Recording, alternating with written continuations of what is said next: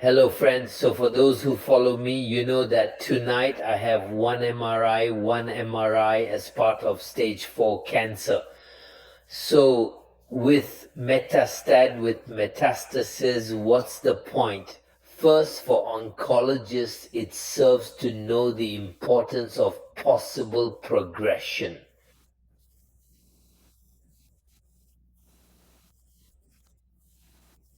From my cancer. If the metastases, these two metastases that were already present in 2018, have grown further, we will have to determine it. It would show that my cancer is progressing even though it had been completely cleared PSMA.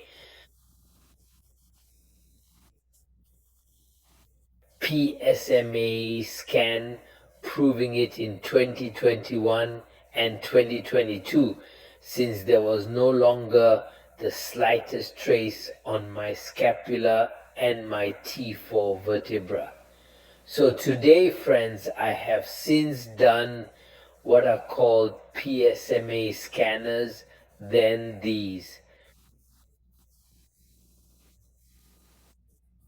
Absorbs metastasis, absorbs gallium, and this gallium therefore forms a reddish luminous halo. And depending on the importance of this luminous halo, depending on the importance of this absorbed gallium, we estimate, but we only estimate.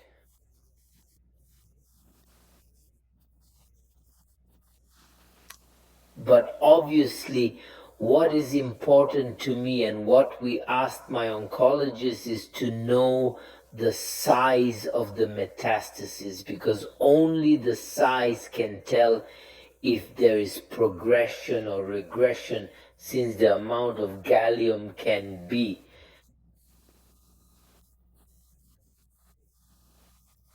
AH, which can be absorbed by the metastasis, can be different depending on the quantity injected and depending on the time at which these metastases are passed when the scanner is passed over these metastases.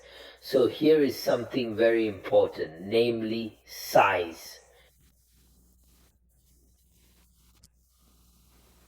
Depending on this size where there is progression, an oncologist can calculate in quotation marks the time I have left, or so there is no progression, and at that time, if they have disappeared, if they are stable, and well, it's up to me to continue to do what is necessary.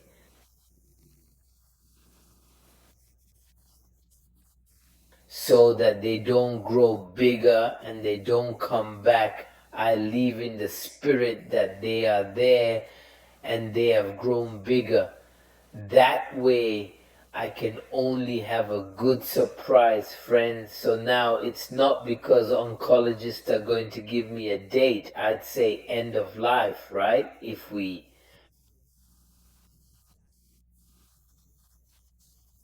You have to call a cat and I'll believe it.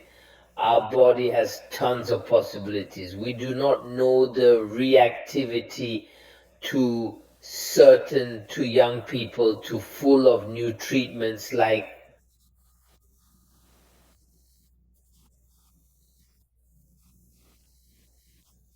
so lipoic acid with Cambodian Garcinia, which has just been banned with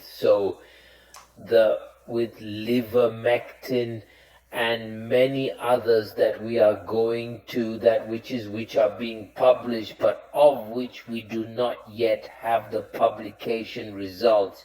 It's so hard, it's so complicated that fathers really have study in order to know, to understand our arguments, our whys.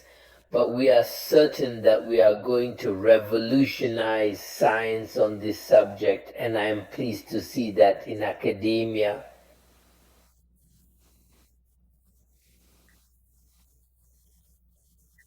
I took another 1,000 people who are part of universities, researchers, biologists, professors who are looking at the case of Guy+tenenbaum. There are now more than 4,900. A few months ago I was at 800 or something like that. So I'm interested. When I say I'm interested, it's obviously not me who's interested, it's our protocol that's interested and the friends. What I want to tell you, but without making bad spirits once again, is that I am only informing.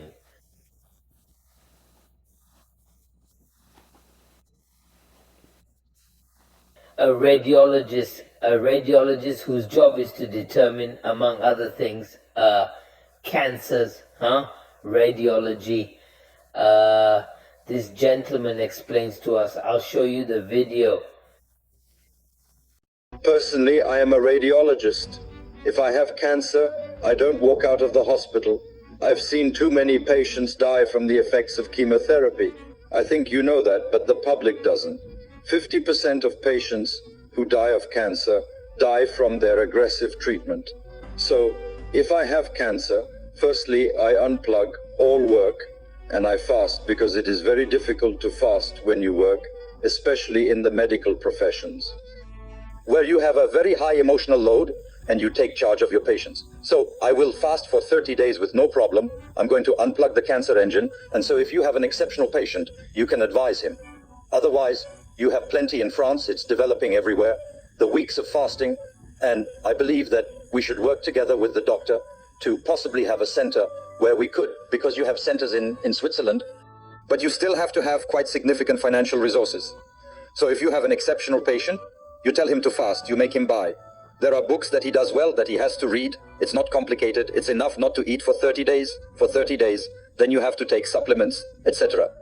And you see your patient again at least once a week to check weight, blood pressure, because blood pressure, there are hypotension, etc., migraines. So there are little details to arrive. But God gave us fasting personally. Finally, this gentleman explains to us that chemotherapy, according to him, I say according to him, kills 50% of patients, the other 50% being, of course, killed by the cancer itself, but it is still enormous. It's huge to know that you're being given a treatment that can kill you. So, of course, I was lucky. I'm not smarter than the others. I didn't have to refuse chemotherapy. For me, it was too late. They told me, you're screwed. You have metastases everywhere.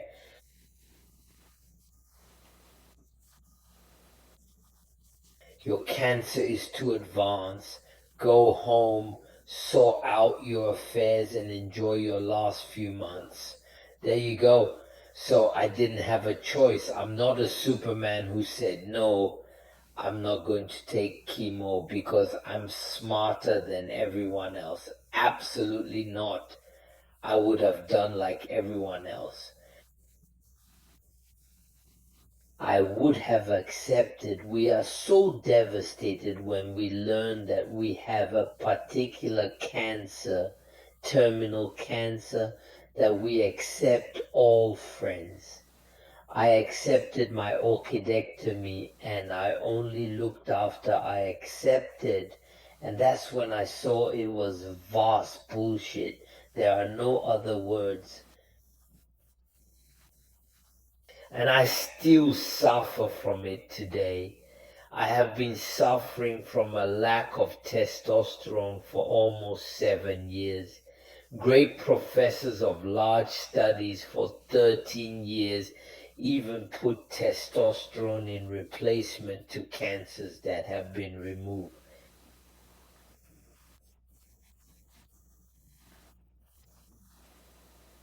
Which we have suppressed testosterone since we have been well aware for a long time now, for 12, 13 years, that testosterone does not feed cancer. That testosterone is not the cause of cancer, but that it is estrogen and it is very easy. Professor Schulman explains it well. Who is what has testosterone problems? It's the old, it's never the young, and the young never get prostate cancer. And old people almost always have prostate cancer. 80% at 80, 90% at 90. Here you guys, I'm gonna put you this very interesting video. And I want to tell you that if you look at the number of professors who today would refuse chemotherapy in case they got cancer, the statistics are extremely important. And why would they refuse? Because they know, as Professor Thomas Seyfried says,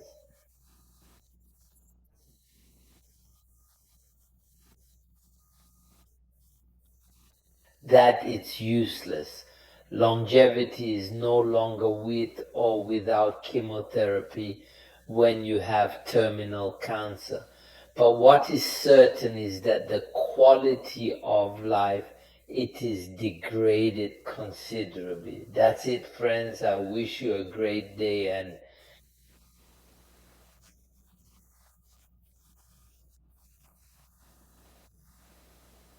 whatever the statistics, and I am proof of it, I was given 2 to 3 months to live.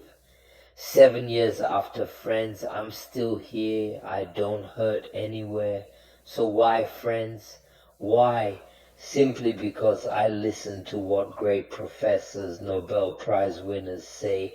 I read high-level scientific journals. And I listen and put into practice what they say.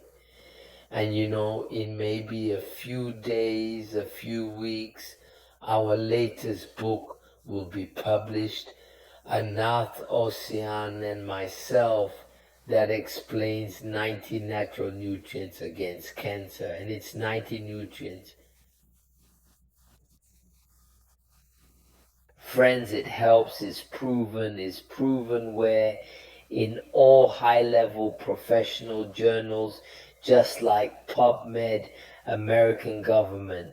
Thank you, friends. I wish you a great day. Goodbye.